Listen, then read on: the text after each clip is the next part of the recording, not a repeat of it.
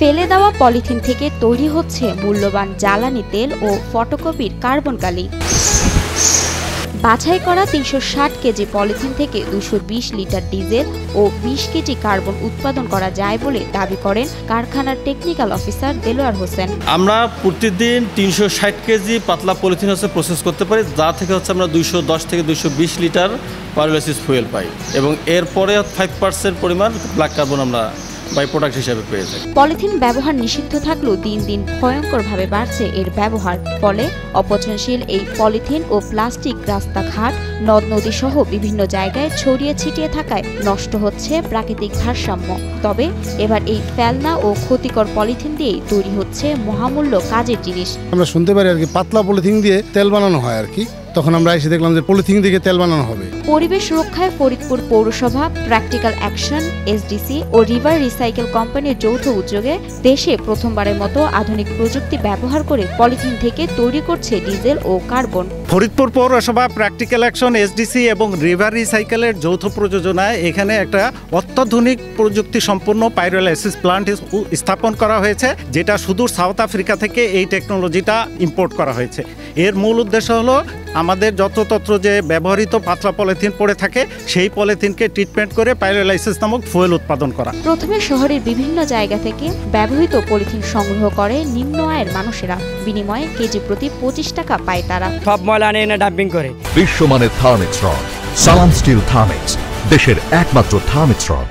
এই জায়গাতে আমরা পলিথিন বাছাই করে এই জায়গায় একটা নতুন প্ল্যান আছে, এই জায়গায় দিয়ে দেই ২৫ টাকা বিক্রি করে কেজিতে। এতে একদিকে জোগাড় হয় ডিজেল বানানোর সরঞ্জাম, অন্যদিকে বাড়তি কিছু আয় করেন ছিন্নমূল মানুষেরা।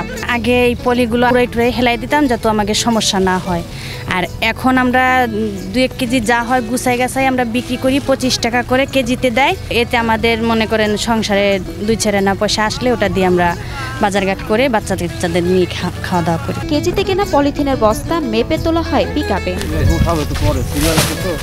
কিনে আনা সেই ব্যবহৃত পলিথিন মেশিনের সাহায্যে কেটে কেটে টুকরো করেন কারখানার শ্রমিকেরা। পরের ধাপে সেই টুকরো করা পলিথিন জমা হয় ঝুড়িতে। ঝুড়ির পর ঝুড়ি পলিথিন ফেলা হয় পানিতে।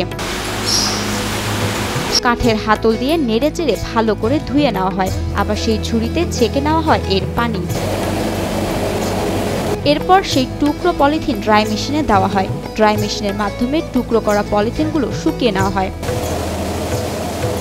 শুকনো ছোট ছোট পলিথিনগুলো পাইরোলাইসিস প্ল্যান্টে দেওয়া হলে সেই পলিথিন থেকে অল্প অল্প করে মেশিনের অপর প্রান্ত থেকে বের হয় ডিজেল। এ সময় মেশিনের আরেকটি জায়গায় কার্বন জমা হয়। প্রতিদিন ৩৬০ কেজি টুকরো পলিথিন থেকে ২২০ লিটার ডিজেল ও ২০ কেজি কার্বন উৎপাদন করতে সক্ষম নতুন এই পাইরোলাইসিস মেশিন। শুকনো পলিথিনটাকেই আমরা পাইরোলাইসিস মেশিনের ফিড হিসেবে ইউজ করি, যা থেকে আমরা দুই ধরনের প্রোডাক্ট পাই। একটা হচ্ছে পাইরোলাইসিস ফুয়েল পাই, আর একটা ব্ল্যাক কার্বন পাই। পাইরোলাইসিস ফুয়েলগুলি মূলত ভারী যে সকল ইঞ্জিন আছে, এটা ডিজেল সমমান তেল আর কি। ব্ল্যাক কার্বনটা ফটোকপি মেশিন এবং প্রিন্টারের কালি হিসেবে আমরা ব্যবহার করতে পারবো। পলিথিন থেকে তেল উৎপাদনের এই সফল যাত্রা আরও প্রসারিত হবে।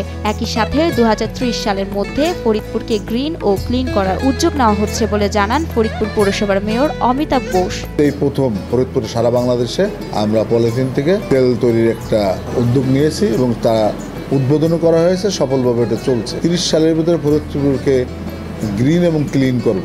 উন্নয়নমূলক সব ধরনের কার্যক্রম সকল ইউনিয়ন পর্যায়ে ছড়িয়ে দিতে সংশ্লিষ্ট দপ্তরের প্রতি আহ্বান জানান ফরিদপুরের জেলা প্রশাসক মোহাম্মদ কামরুল হাসান তালুকদার। আমরা আশা করছি যে স্থানীয় সরকার মন্ত্রণালয় ইউনিয়ন পর্যায় পর্যন্ত এ ধরনের প্রকল্প সম্প্রসারণ করবে।